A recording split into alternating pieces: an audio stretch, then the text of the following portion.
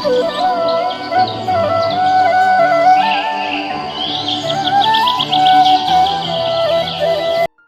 गांव में एक किसान था।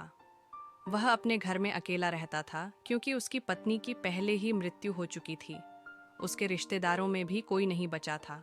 से खेत में किसान रामलाल अपनी फसल की देखभाल कर रहा था। उसने इस बार अपने खेत में सरसों और गेहूं की फसल लगाई थी।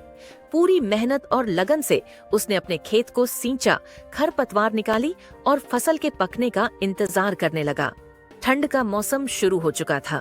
दिन रात किसान अपनी फसल को ठंड से बचाने के उपाय करता, लेकिन इस साल ठंड कुछ ज्यादा ही कठोर थी।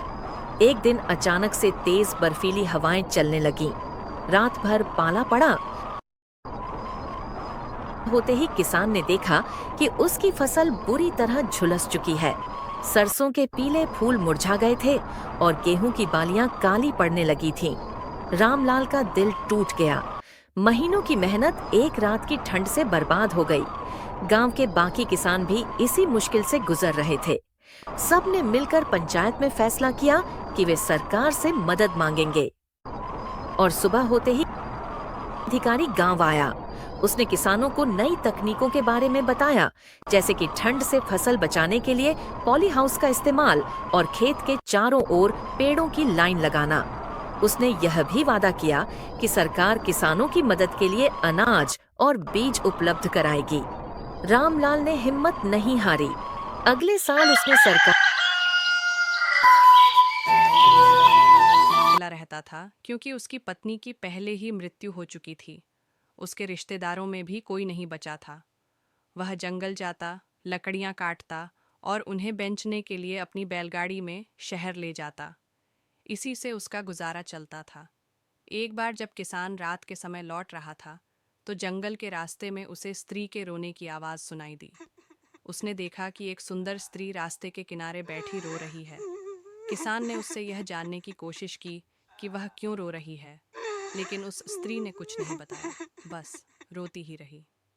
फिर उस किसान ने कहा, चलो मेरी गाड़ी में बैठो, घर चलकर सब कुछ बताना। स्त्री रोते रोते उठी और उसकी गाड़ी में बैठ गई। लगभग सुबह होने पर वे गांव पहुंचे। घर आकर स्त्री ने चुपचाप घर की सफाई की और चूल्हा सुलगाकर खाना पकाया। किसान ने इतना स्वादिष्ट भोजन कभी न खाया था। उस स्त्री पर उसका प्यार उमड़ आया। किसान उससे रोने का कारण जानने की काफ़ी कोशिश करता, लेकिन वह चुप रहती और यह बात पूछने पर उदास हो जाती थी। आखिर किसान ने यह पूछना छोड़ दिया। वह बहुत खुश था। उसे दोनों समय गरम और स्वादिष्ट भोजन मिलता था। अब वह स्त्री कुछ कुछ प्रसन्न भी रहने लगी थी।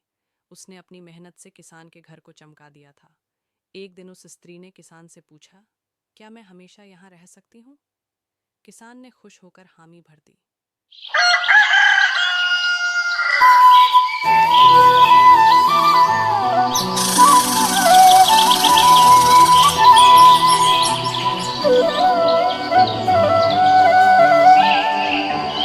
समय आने पर उनके घर एक बेटे ने जन्म लिया। वह आकार में आम बच्चों से थोड़ा ज्यादा बड़ा था। वह अपनी उम्र के बच्चों से जल्दी बड़ा भी हो रहा था। किसान को कुछ अटपटा तो लगता, लेकिन वह इन चीज़ों पर ज्यादा माथापच्ची नहीं करता था। उसके दिन सुख से बीत रहे थे। उसके घर में रौनक छा गई थी। अब किसान की सेहत भी अच्छी हो गई थी। उसके सांवले रंग में खूब चमक आ गई और चेहरे पर हमेशा खुशी झलकती रहती थी। एक बार किसान खाना खा रहा था तो उसे सब्जी में नमक कुछ कम लगा। उसने स्त्री से थोड़ा नमक देने को कहा। नमक का बर्तन अलमारी के सबसे ऊपर वाले खाने में था। बिना मेज या सीढ़ी लगाए वहां से उसे उतारना मुश्किल था। स्त्री अलमारी के पास गई। उसने अपना हाथ ऊपर किया। किसान ने हैरानी से देखा कि उस स्त्री का हाथ धीरे धीरे लंबा होता जा रहा है। बर्तन को नीचे उतारने के बाद वह फिर पहले जैसी हो गई। अब किसान तो माथा पकड़कर बैठ गया। उसके अंदर दहशत बैठ गई कि यह स्त्री आम स्त्री नहीं है। आखिर किसान ने उससे सीधे पूछ ही लिया, सच सच बताओ, क्या तुम यक्षिणी हो? उस स्त्री ने सिर झुकाकर हामी भर दी। बस किसान ने तुरंत फैसला ले लिया कि अब इस स्त्री के साथ नहीं रहना है। उसने उस स्त्री से भी यह बात कह दी। यह बात सुनकर वह उदास हो गई, लेकिन उसने किसान के घर में और रुकने की न तो अनुनय की और न ही जिद। किसान ने उससे पूछा, मुझे यह बात समझ में नहीं आई कि तुम किसी यक्ष को छोड़कर मेरे साथ क्यों आई।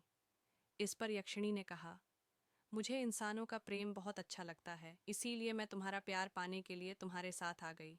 खैर, जितना तुम्हारा प्रेम मिला वही मेरे लिए काफ़ी है। तुम मुझे उसी जंगल में रात के समय छोड़ाओ, मैं अपने यक्ष प्रदेश में वापस लौट जाऊंगी। किसान उसे बहुत चाहता था, लेकिन भीतर से वह उस लंबे होते हाथ को याद करके सिहरन महसूस करता था। उसी रात किसान उसे जंगल में छोड़ आया। पल भर में ही वह किसान की आंखों से ओझल हो गई।